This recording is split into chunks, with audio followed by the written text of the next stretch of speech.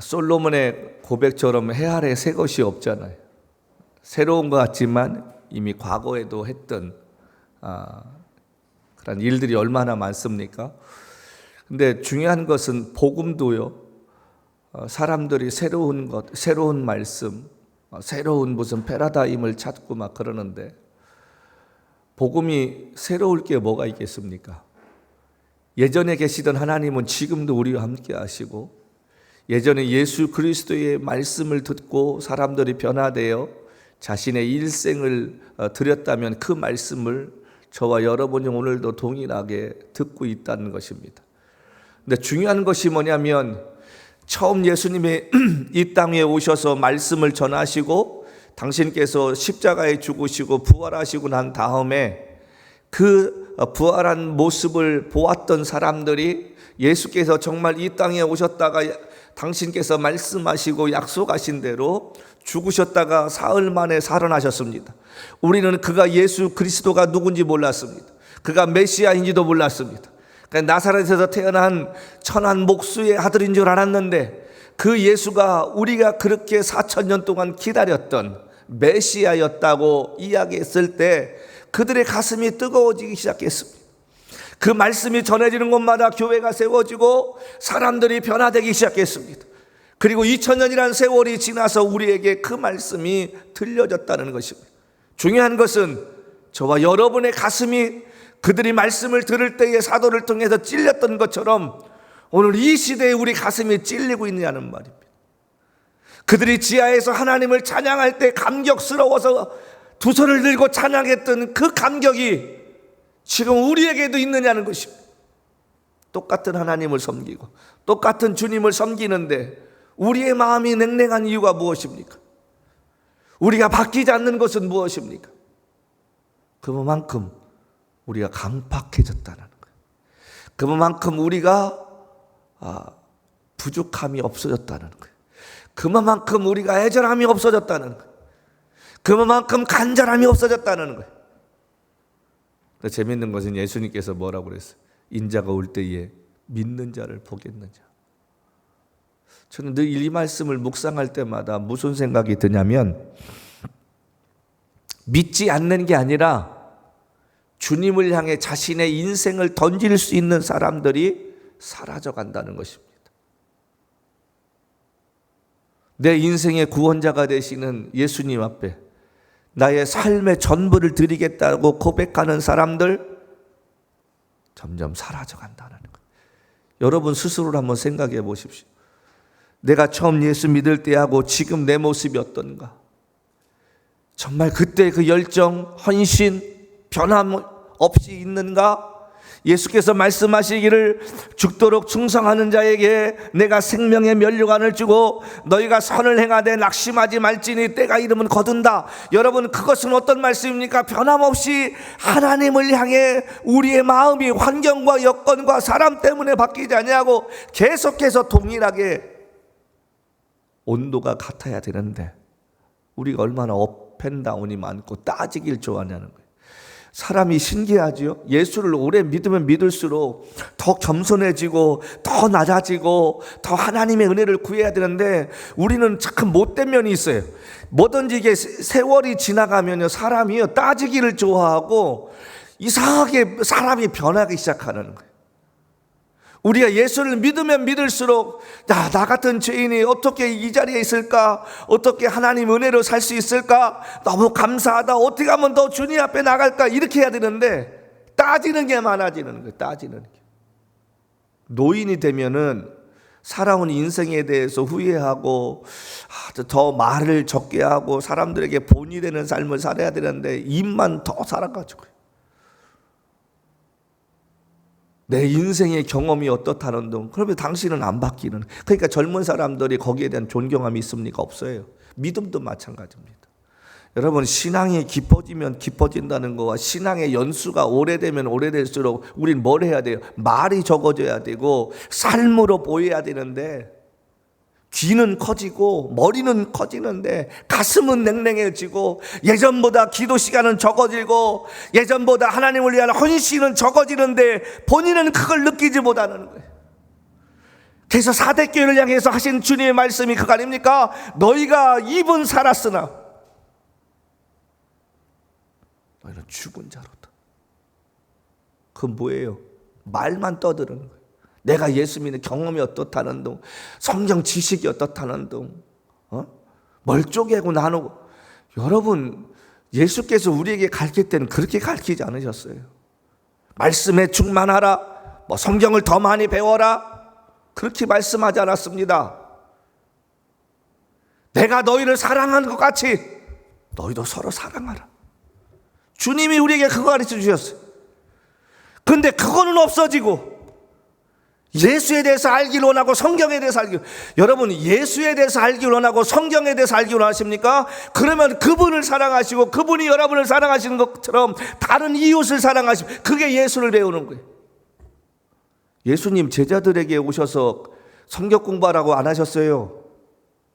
예수님 제자들에게 나오셔가지고 너희들끼리 모여가지고 경험을 이야기하라 하지 않으셨습니다. 예수님은 제자들에게 마지막 죽음의 그 자리에서 하신 말씀이 뭐냐면, 너희가 봤지, 3년 반 동안 내가 너희를 어떻게 사랑하는지 보았지. 그러면 내가 너희를 사랑한 것 같이 너희도 서로 사랑하라. 그리고 돌아가셨어요. 하나님이 우리에게 성경을 모른다고 책망하신 적이 있습니까? 12지파를 모르고 신구약을, 중간사를 모른다고 하나님이 우리에게 뭐라고 하신다고 하셨나요? 아니요. 우리의 마음이 하나님으로부터 떠나는 것을 얘기하는 거예요. 근데 사람들이 자꾸 하나님에 대해서 알려고 하고 예수님에 대해서 알려고 한다고 하면서 정작 예수님이 가르쳐 준 건 안 하고 있다는 거예요. 그러면서 내가 믿음이 있다고 착각을 해요. 여러분, 성경 몰라도 좋습니다. 기도 못해도 좋습니다. 그러나 예수님이 행하셨던 것처럼 우리를 사랑하셔서 십자가에 죽으셨듯이 저와 여러분이 이웃을 사랑하고 옆에 있는 사람을 사랑해서 그 사람이 변화되는 것, 그것이 하나님을 기쁘시게 하는 일입니다. 죽음에서 부활하신 주님께서 40일 동안 제자들과 함께 계시다가 마지막 제자들하고 나눈 대화의 그 짧은 시간이 어디 기록되어 있냐면 사도행전 1장 4절부터 8절 말씀에 기록되어 있습니다. 우리 한번 볼까요? 사도행전 1장 4절부터 8절. 사도와 함께 모이사 그들에게 분바에 이르시되 예루살렘을 떠나지 말고 내게서 들은 바 아버지께서 약속하시는 것을 기다리라. 요한은 물로 세례를 베풀었으니 너희는 몇 날이 못되어 성령으로 세례를 받으려 하셨느니라. 그들이 모였을 때 예수께 여짜오되 주께서 이스라엘 나라를 회복하심이 이때니까 하니 이르시되 때와 시기는 아버지께서 자기의 권한에 두셨으니 너희가 알 바 아니요 오직 성령이 너희에게 임하시면 너희가 권능을 받고 예루살렘과 온 유대와 사마리아 땅끝까지 이르러되 증인이 되리라 하시니라.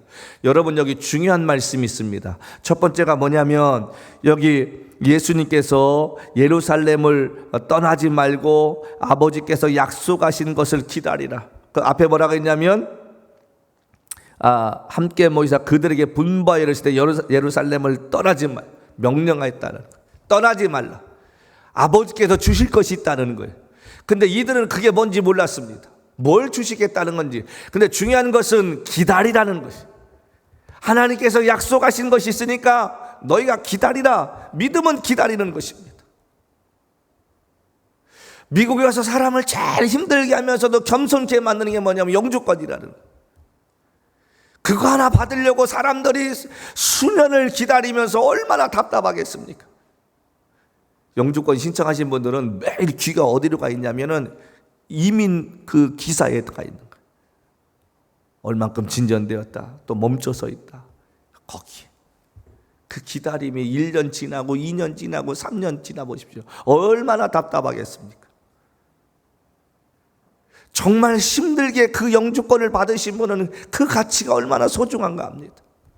하나님의 은혜를 기다림 속에 받은 사람들은 그 응답의 축복이 얼마나 큰 것인가를 느끼게 됩니다.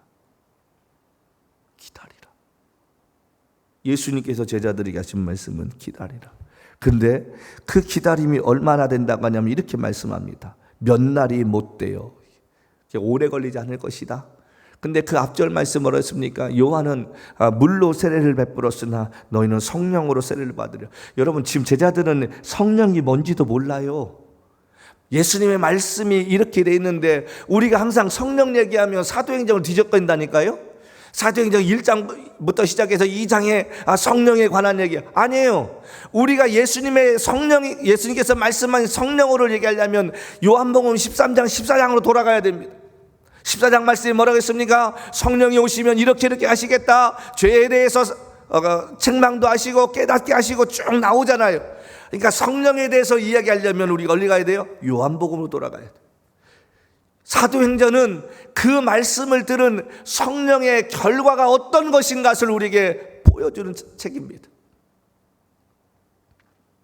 예수님께서 두 번째는 뭐라고 합니까? 너희는 성령 세례를 받으리라. 첫 번째는 기다리라. 두 번째는 그 약속이 뭐냐면 하나님께서 말씀하시기에 성령을 너희에게 주시리라. 근데 경험해 보지 못했으니까 모르는 거예요. 자, 세 번째 말이 있습니다. 사람들이 궁금하는 거예요. 이제 예수님이 부활하셨어요. 이제 제자들이 볼 때는 예수님이 자기들을 본 사람도 있고 들은 사람도 있는데 분명히 십자가에서 죽으셨는데 살아나셨다는 거예요. 자, 그 살아나신 그 예수님이 지금 자기들 눈앞에 있잖아요. 그러니까 그게 이제까지 예수님이 하신 말씀이 믿어지지 않겠습니까? 사람들은 무슨 관심이냐면 그 와중에 이렇게 말합니다. 5절 말씀에 이스라엘 나라로 회복하심이 이때니까. 여러분, 이 말이 뭐냐면 6절 말씀에 회복하심이 이때나니까, 이 말씀은 로마로부터 이제 우리가 자유를 얻는데 당신께서 그 일을 앞장서서 민중 봉기를 일으키실 날이 이때니까 그런 말인 거예요. 야, 이제 우리는 자유 얻을 수 있겠구나. 그랬더니 예수께서 뭐라고 말씀하십니까? 7번째입니다. 7절. 아버지께서 자기의 권한에 두셨으니 너희가 알 바 아니에요. 여러분, 우리가 믿음 생활하다 보면 세상 모든 게 다 이해될 거라고 생각을 해요. 왜 내가 이때 이게 안 되지? 내가 기도하는데 왜 그게 안 이루어지지? 우리가 얼마나 답답합니까? 나는 나름대로 하나님 앞에 열심히 살고 있다고 생각하고 기도하는데 왜 이거 이루어지지 않지? 너희가 알 바가 아니라는 거예요. 하나님이 저와 여러분을 향한 계획이 따로 있다는 거예요. 성경을 우리가 다 이해할 수 있습니까? 성경학자라고 창세기부터 시작해 요한계시록까지 다 이해하나? 저도 다 몰라요. 목사인 저도 모르는 거 많아요.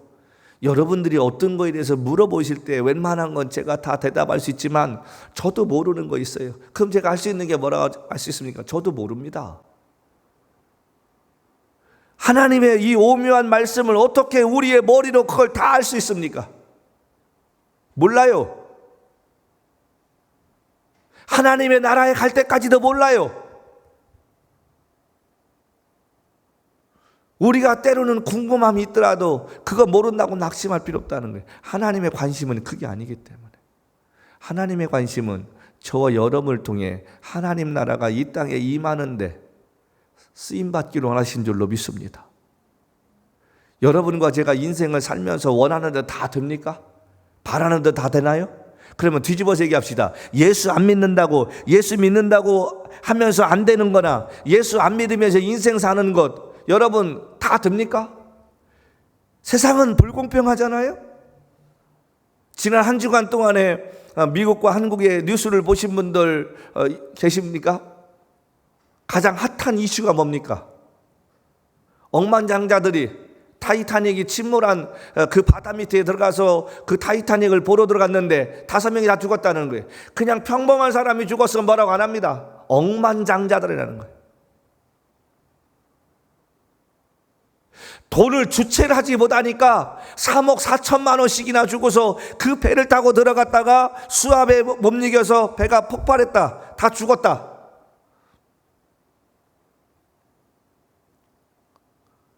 사람들이 돈을 주체를 못하면 저렇게 할 수 있구나.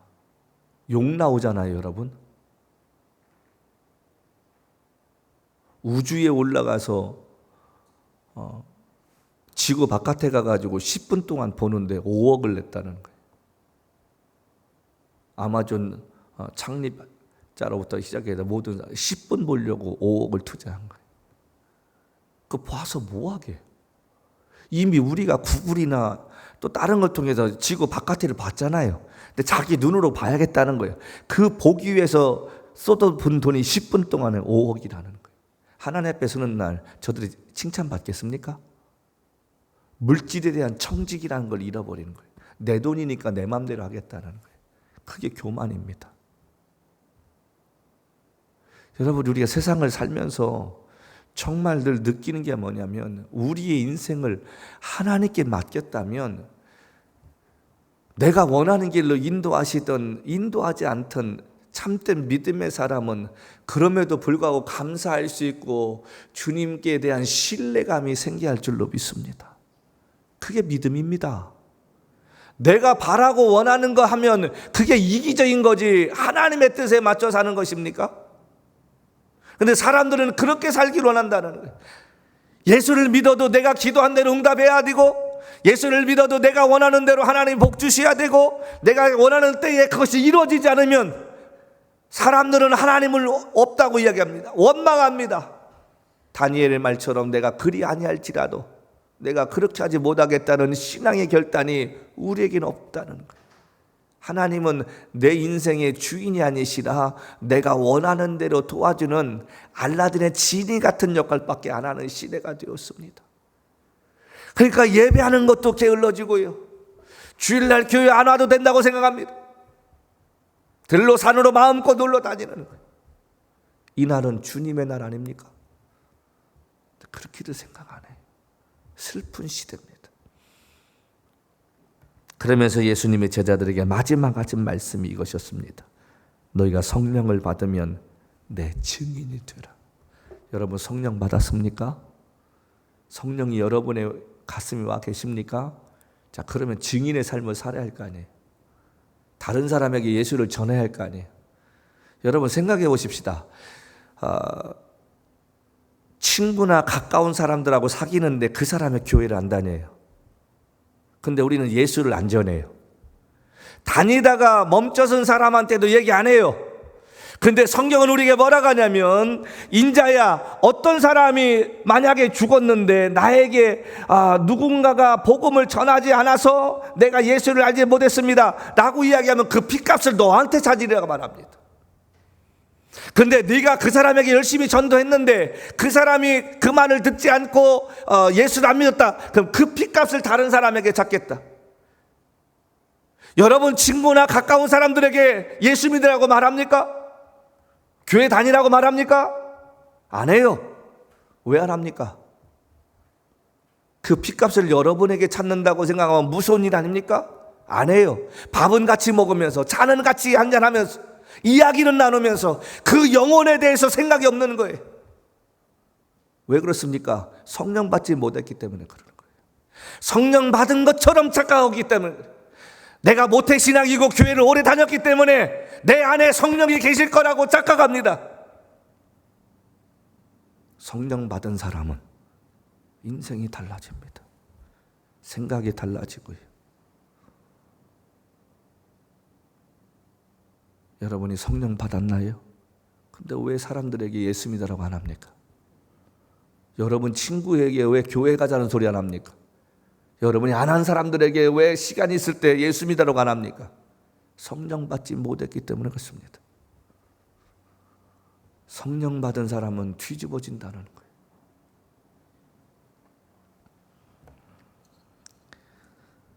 오늘 본문 말씀 보면 중요한 말이 하나 있습니다. 지금 여기 베드로가 뭐라고 얘기합니까? 그런즉 이스라엘 온 집은 확실히 알지니 너희가 십자가에 못 박은 예수를 하나님이 주와 그리스도가 되게 하셨느니라 하니라. 그들이 이 말을 듣고 마음에 찔려 베드로와 다른 사도들에게 물어 이르되, 형제들아, 우리가 어찌 알고? 우리가 아는 대로 베드로는 겁쟁이였습니다. 예수님이 십자가에 죽으시기 위해 잡히시던 날 밤에 예수님을 모른다고 저주하고 맹세하고 뒤도 돌아보지 않냐고 도망쳤던 배신자였습니다. 누구보다도 예수님이 믿었는데, 누구보다도 예수님은 그 사람이 그럴 줄 모른다고 생각했었는데, 그랬을까요? 주님은 이미 아셨어요. 베드로가 호언장담했을 뿐이지. 다른 사람은 다 버릴지라도 나는 예수를 끝까지 쫓겠다. 말 많은 사람 치고요, 끝까지 가는 사람 별로 없어요.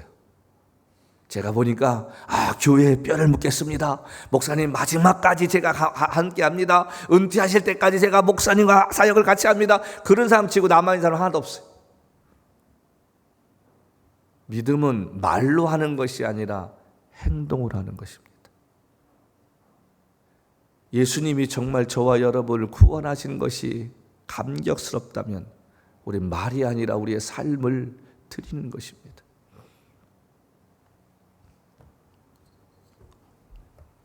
예수께서 제자들에게 말씀하실 때 뭐라고 했습니까? 너희가 하나님이 주실 것을 기다리라. 그리고 제자들은 열흘 동안 기도했습니다. 자, 오순절 날이 예수님이 부활하시고 나서 딱 열흘 뒤에 찾아왔어요. 자, 오순절의 그 사건을 통해 이들이 성령 받게 됩니다. 방언을 말하기 시작한다는 거예요. 방언이라는 게 뭐냐면 남들이 알아듣지 못하지만 각 나라의 말로 말을 하게 됐습니다. 다른 나라에서 온 사람들이 아니 저 사람은 우리나라 말 하고 있네, 그 말을 알아듣게 됐다는 거예요. 자기가 한 것이 아니라 하나님께서 그 입을 열었어요. 옛날에 다윗의 장막이라는 찬양팀이 있었는데 그 목사님이 스캇 부르는 거예요. 이분은 샌프란시스코에서 변호사였던 분이었습니다.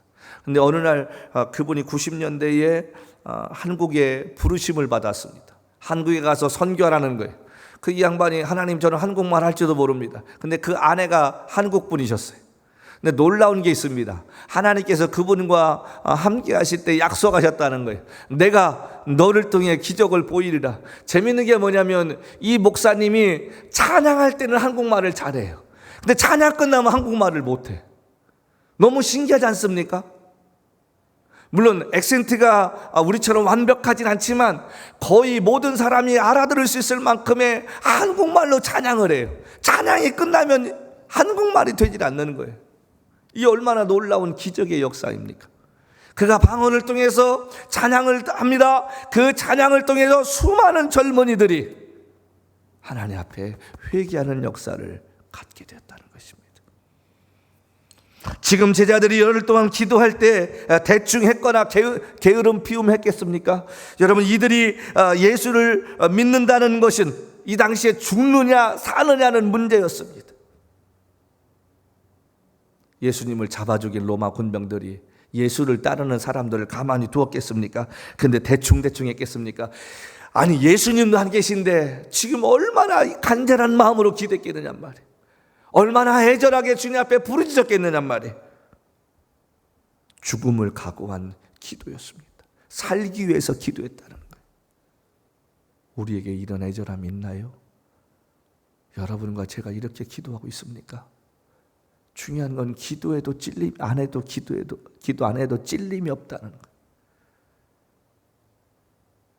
내 머리로는 계산하고 예산을 세우고 살아갈 생각하지 하나님 은혜 아니면 살 수 없다고 애절함도 없어졌습니다. 암 환자가 기도할 때 기도와 지금 우리의 기도가 똑같겠습니까? 절대 그렇지 않습니다. 사람은 고난이 찾아와야 기도가 나오더라고요. 지혜로운 사람은 그 고난이 찾아오기 전에 하나님 앞에 미리미리 기도로 준비할 줄로 믿습니다.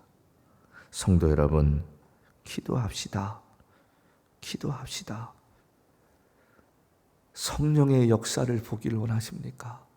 기도하십시다. 기도해야 하나님의 은혜가 나타납니다. 지금 38절 볼까요? 베드로가 이르되 너희가 회개하여 각각 예수 그리스도의 이름으로 세례를 받고 죄사함을 받으라. 그리하면 성령의 선물을 받으리니. 여기 이 말은 너희가 그렇게 기다렸던 메시아를 십자가에 못 박게 만들었던 이야기입니다. 이 말을 들은 유대인들이 37절을 통해서 뭐가 나옵니까? 회개하는 장면이 나오는 거예요. 제가 수요일 날 말씀드렸나요? 예수님을 십자가에 못 박으려고 할 때 빌라도가 뭐라고 하냐면 저 사람은 죄가 없다 이 얘기합니다. 그랬더니 군중들이 지금 돌아버려가지고 뭐랍니까? 우리에게 바라바를 내어주고 예수를 십자가에 못 박게 하소서. 당신이 예수를 내어주지 않으면 로마의 통치를 받는 사람이 아니나이다. 우리말로 협박을 합니다. 그러면 우리가 당신을 로마에다가 고발하겠나이다. 베드로가 사람들의 말에 두려워서 뭐라고 합니까? 예수님을 십자가에 죽으라고 내어줍니다. 자, 그때에 어떻게 할까 했더니 그 피를 우리와 우리 자손에게 돌리소서. 저들이 그때 제정신이 아닌 가운데서 부르짖습니다. 자, 그런데 AD 70년에 베스페시안이라는 그 황제가 있었고 그 아들이 디도였는데, 베스페시안이라는 이 황제는 원래 장군이었다가 황제로 추대가 됐던 사람입니다. 자, 그 아들 디도가 예루살렘을 정복합니다.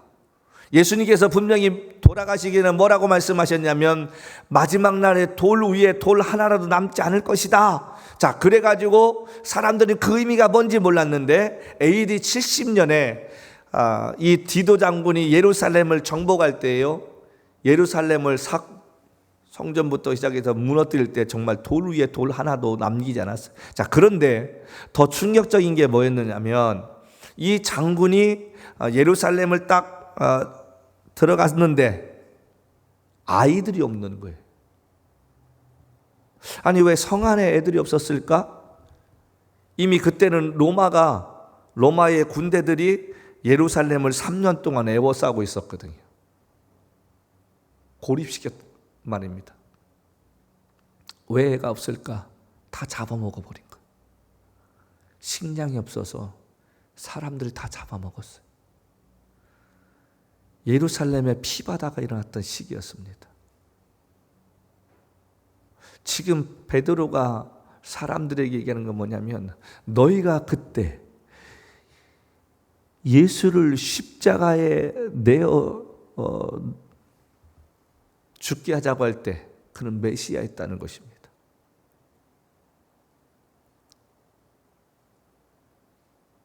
예수님이 부활하시고 40일 동안 제자들과 있었으니까 53일 전입니다.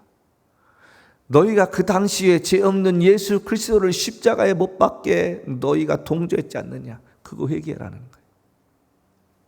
회개하고 너희가 예수의 이름으로 세례를 받으라. 여러분, 여기서 회개와 세례의 의미는 뭡니까? 회개라는 것은 너희가 잘못한 것에 대해서 스스로가 고백하라는 말이고, 세례를 받으라는 말은 이제는 내가 예수의 사람이 되었음을 사람들에게 이야기하라는 것입니다.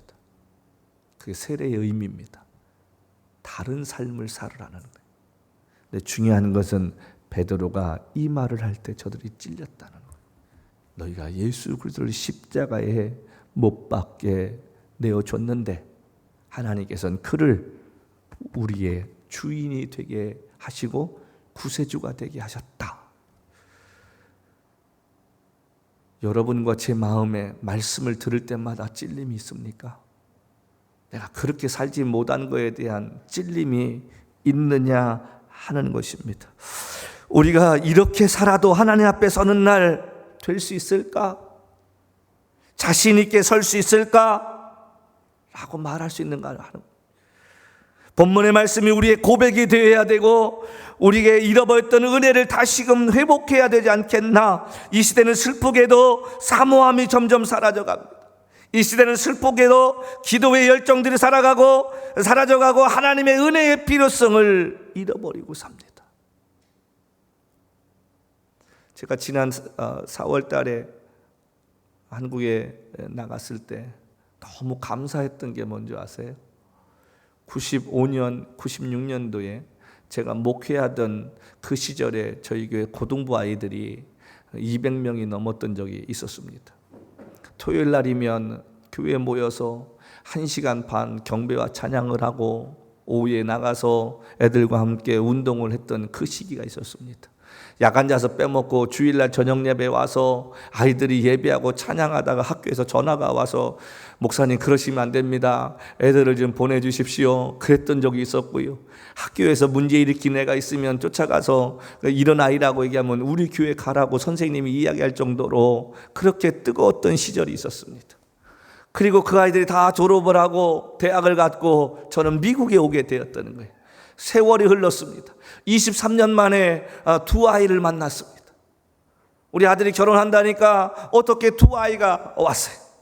이제는 40이 넘은 중년의 가장과 또 여인이 되었습니다. 짧은 시간 그 식당 안에서 하객들에게 인사하는 가운데 잠시 그 식탁에 머물러서 어떻게 알고 왔냐, 먼 길 와줘서 고맙다 라고 이야기할 때, 목사님 그거 아세요? 우리가 목사님과 함께 교회에서 찬양할 때 푸름이 3살, 4살 때였는데 손들고 찬양하던 모습이 지금도 저희 기억 속에 있습니다. 그리고 이 아이들이 이제는 중년의 나이가 되어 각자 교회에서 직분자로 섬기고 있다는 이야기를 들었을 때 얼마나 보람 느꼈는지. 그 당시에 수련회라 가면 아이들이 학교 모든 행사를 다 놓고 기도원에 올라가서 함께 2박 3일 동안 정말 눈물 흘리며 기도하며 찬양하던 그 시절이 있었습니다. 그런데 그때에 그것을 잊지 아니하고 저들이 각자의 있는 곳에서 주를 섬기고 있었더라, 그런 말이지. 여러분은 우리 가슴에 하나님 말씀을 들을 때마다 뜨거움이 되살아나기를 소원합니다. 그리고 말씀을 들을 때마다 내가 어떻게 살아야 될 것인가, 현실의 안주에 사는 것이 아니라 하나님 앞에 서는 한 날이 있음을 기억하고 여러분 그날을 바라보면서 살아갈 수 있는 결단과 용기가 있는 저와 여러분이 되었으면 좋겠습니다. 다른 사람이 어떻게 하나님을 섬기든 우리를 구원하시기 위해 십자가에 죽으신 주님 앞에 너희 몸은 값으로 산 것이 되어 하나님의 영광을 위해 살라는 바울의 권면을 우리가 들으면서 우리가 회개하고 기도하는 삶을 살아야 되지 않겠습니까? 교회 안에 점점 복음이 사라져갑니다. 점점 헌신하자는 말이 사라져갑니다. 하나님을 제대로 섬기지 못하는 것들을 회개하자고 이야기하면 사람들이 부담스럽다고 말합니다. 여러분 기억하십시오. 차라리 목회자한테 쓴소리 듣고 회개하고 변화되어 정신 차려 주를 섬기는 것이 마지막 하나님 앞에 서는 날 책망받고 버림받는 것보다 복인 줄로 믿습니다.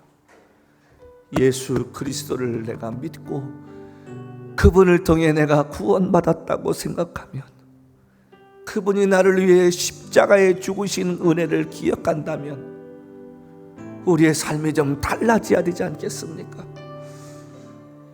내가 예수를 바로 믿어 예수님이 기뻐하시는 일이 무엇인가를 생각하고 그 일을 위해 여러분 좀 우리가 결단하고 흔들지 않았으면 좋겠습니다. 예수 믿는 우리가 똑바로 믿어 하나님의 일을 감당하며 그 감당함을 통해 또 다른 하나님이 세워지는 역사가, 사람들이 세워지는 역사가 일어나는 것을 볼 수 있기를 바랍니다. 예수 바르게 믿으십시다. 나를 위해 십자가에 죽으신 예수 앞에 내 인생을 어떻게 살면 되겠느냐고, 나도 하나님의 기쁨이 되고 하나님의 영광을 위해 살고 싶다고 고백할 수 있는 복 있는 여러분 되시기를 주님으로 간절히